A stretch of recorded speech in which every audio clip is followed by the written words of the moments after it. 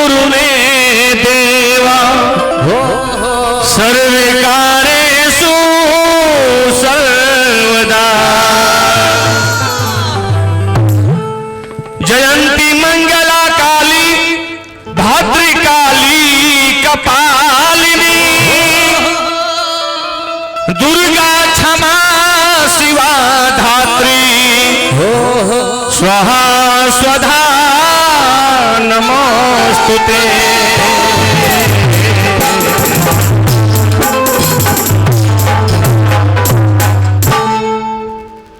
चलिए बड़ा खुशी के मौका बा श्रद्धा क्षण है माता रानी के चरण में बहुत पारंपरिक सुंदर गीत चैत्र के महीना माता के दरबार में सजाता कि अरे गेहुआ के बलिया मैया अरे सुगना जुठरलास हो कि कैसे हो कैसे ना कि मैया तोहे भोगावा लगइबो कि कैसे हो कैसे ना कि गेहुआ के बलिया मैया सुगना जुठरलसी हो कि कैसे हो कैसे ना गेहुआ के बलिया मैया सुगना जुठरलसी हो कि कैसे हो कैसे ना कि मैया तोहे भोगावा लगइबो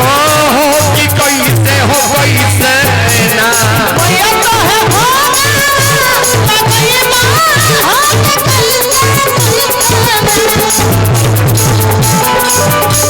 राया मोर कहवा बिलवलू मैया मोर तोहे के कालकावा भइले भारी हो से बकवा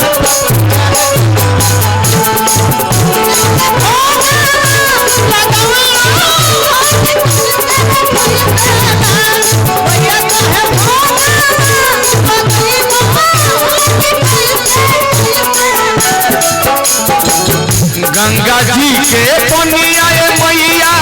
मछरी जूठरलसी हो कि कैसे हो कैसे ना क्या बात है जी गंगा जी के पनिया मैया मछरी जूठरलसी हो कि कैसे हो कैसे ना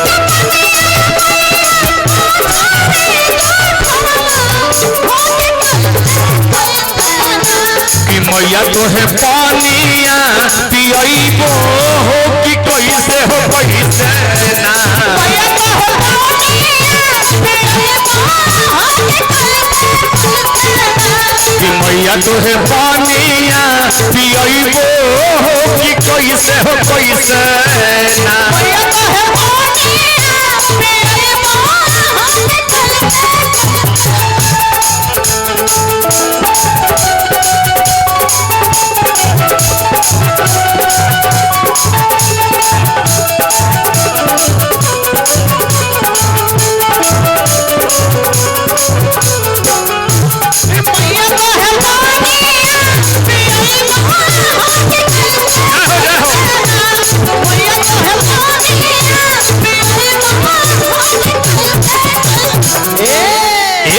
फुलावा के बगिया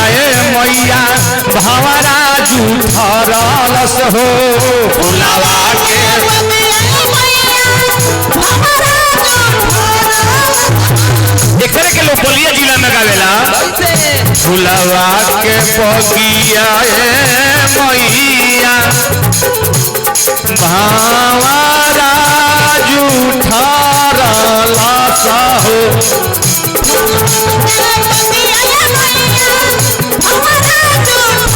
अरे फुलवा बगिया मैया भंवरा जूठरलसी हो कि कैसे हो कैसे ना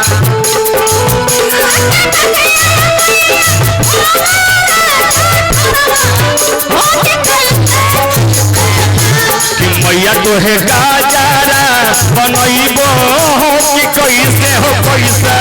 ना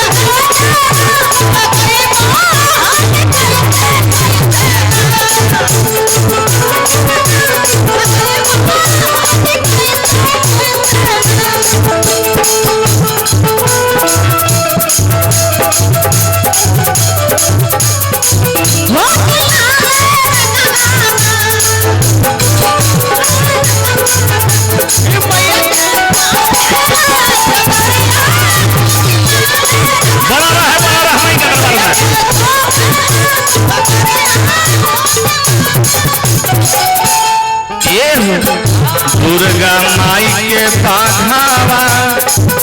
दुर्गा माई के बघावा हे मैया तोहरो सवरिया हो दुर्गा माई तोहरो होई बघावा सवरिया हो आवेलू भागता दुआर हो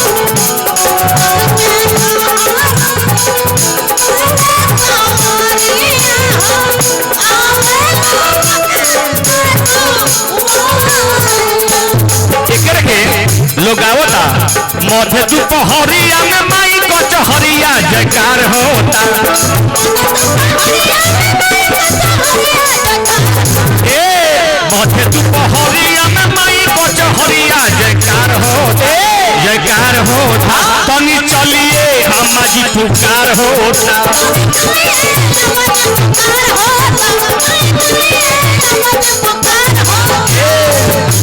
पाँच पानावा के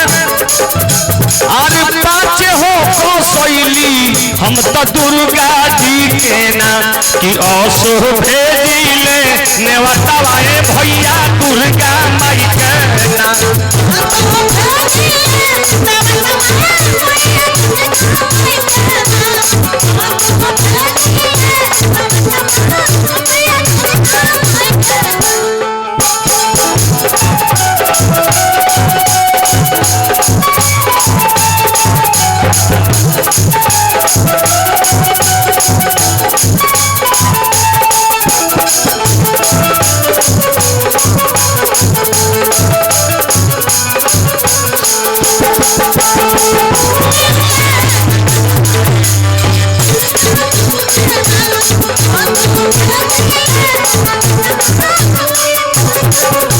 कहतर के माई आस लागल बा नवरात्र के राउल दरबार में हमने के सब भाई मिल के माई बहन लोग सब कोई सब दरबार में हाजिरी लगाई काहे निमिया के गोछिया ए मैया अरे चिउटा चिउटी दढ़िया दढ़िया हो कि कैसे ना